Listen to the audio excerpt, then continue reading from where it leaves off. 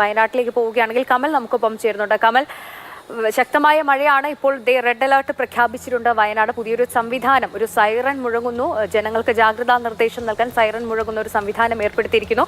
വയനാട് വിനോദസഞ്ചാര കേന്ദ്രങ്ങളിലേക്കൊക്കെ നിയന്ത്രണമൊക്കെ ഏർപ്പെടുത്തിയിട്ടുണ്ട് അല്ലേ? പൂജ, വയനാട് ജില്ലയിലും ഈ കവചം മുന്നറിയിപ്പ് സംവിധാനത്തിന്റെ ഭാഗമായി 5 ഇടങ്ങളിൽ സൈറൻ മുഴങ്ങി. Panamaram government higher secondary school, Padinjarathur high school, Perikkalloor boys hostel, Kallur high school, Meppadi government higher secondary school എന്നിവിടങ്ങളിലാണ് 5 മണിക്ക് സൈറൻ മുഴങ്ങിയത്. റെഡ് അലർട്ട് പ്രഖ്യാപിച്ചിട്ടുണ്ടെങ്കിലും വയനാട്ടിൽ എവിടെയും അത്തരത്തിൽ മഴക്കെടുതികളൊന്നും റിപ്പോർട്ട് ചെയ്തിട്ടില്ല. കാരണം രാവിലെ മുതൽ മൂടിക്കെട്ടിയ അന്തരീക്ഷം, വൈകുന്നേരം ചിലയിടങ്ങളിൽ നേരിയ മഴ പെയ്യുന്നുണ്ട്. ഇതുവരെ മഴ ശക്തിപ്പെട്ടിട്ടില്ല. പക്ഷേ എല്ലാ ജാഗ്രതാ നിർദ്ദേശങ്ങളും ജില്ലാ ഭരണകൂടം നൽകിയിട്ടുണ്ട്.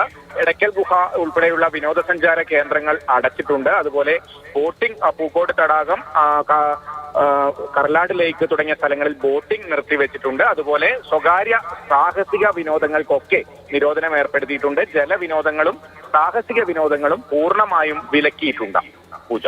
ശരി, കമലാണ് വയനാട്ടിൽ നിന്നും വിവരങ്ങൾ നൽകിയത്. അപ്പോൾ വയനാട്ടിൽ വിനോദസഞ്ചാര മേഖലകളിലേക്കൊക്കെ പല വിധത്തിലുള്ള നിയന്ത്രണങ്ങളുണ്ട്. അതിനെക്കുറിച്ചൊക്കെ ജനങ്ങൾ പ്രത്യേകം ശ്രദ്ധിക്കുക കൂടി വേണം. കനത്ത മഴയാണ്. ഇനി കോഴിക്കോടേക്ക് പോവുകയാണ്. കോഴിക്കോട് നിന്നും അഖില CP ആണ് ചേരുന്നത്. അഖില, കോഴിക്കോട് കനത്ത മഴയുണ്ട്. പലയിടങ്ങളിലും വലിയ നാശനഷ്ടങ്ങളൊക്കെ സംഭവിച്ചിട്ടുണ്ട്. ഈ ദിവസങ്ങളിലൊക്കെ നമ്മളത് പറഞ്ഞതാണ്. അവിടെയും മുന്നറിയിപ്പ് സൈറൻ മുഴങ്ങിയിരിക്കുകയാണ്. നിലവിലെ കാലാവസ്ഥ എങ്ങനെയുണ്ട്? മഴ ശക്തമാണോ അവിടെ ഇപ്പോഴും? സന്ധ്യ, അതായത് നിലവിൽ ഇപ്പോൾ കോഴിക്കോട് ജില്ലയിൽ വലിയ മഴ ഇല്ല എന്ന് പറയാൻ കാരണം ഒരു ഉച്ചയ്ക്ക് 12 മണിക്ക് ശേഷമാണ് മഴ ഒന്ന് ഒതുങ്ങിയത്. അതായത് രാവിലെ 7 മണി മുതൽ തുടങ്ങിയ മഴയാണ്. 7 മണിക്ക് തുടങ്ങിയ മഴയിൽ നഗരത്തിന്റെ വിവിധ ഭാഗങ്ങളിൽ രൂക്ഷമായ വെള്ളക്കെട്ട് രൂപപ്പെട്ടിരുന്നു.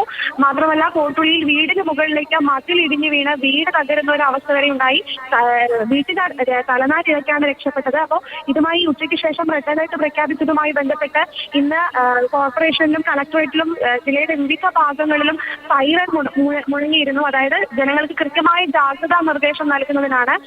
ഇത്തരത്തിൽ മത്സ്യബന്ധനത്തിന് പോകുന്ന മത്സ്യത്തൊഴിലാളികളെല്ലാം ശ്രദ്ധിക്കണമെന്നുൾപ്പെടെയുള്ള മുന്നറിയിപ്പ് ഈ സൈറന്റെ ഭാഗമായിട്ട് കൊടുത്തിട്ടുണ്ട് എന്നാണ് നമുക്കറിയാൻ സാധിക്കുന്നത്. മാത്രമല്ല, മലയോര മേഖലയിൽ ഇന്നലെ ഉച്ച മുതൽ പെയ്ത മഴ ഇന്ന് ഉച്ചയ്ക്ക് ശേഷമാണ് ഒന്ന് ഒതുങ്ങിയത്. ഇപ്പോഴും പക്ഷേ വൈകുന്നേരത്തിന് ഒരു 6 മണിക്ക് ശേഷവും മഴ ശക്തമാകാനുള്ള സാഹചര്യമാണ്, ശക്തമാകുമെന്നാണ് നമ്മൾ പ്രതീക്ഷിക്കുന്നത്. മാത്രമല്ല, ഈ മത്സ്യബന്ധനത്തിന് പോയ തോണിയും ഇത്തരത്തിൽ ശക്തമായി തിരമാലയിൽ മറഞ്ഞ അപകടവും ഉണ്ടായിട്ടുണ്ട്. എന്തായാലും 4 ജില്ലകളിലാണ് പൂജ ഇന്ന് റെഡ് അലർട്ട് പ്രഖ്യാപിച്ചിട്ടുള്ളത്. ഇവിടെ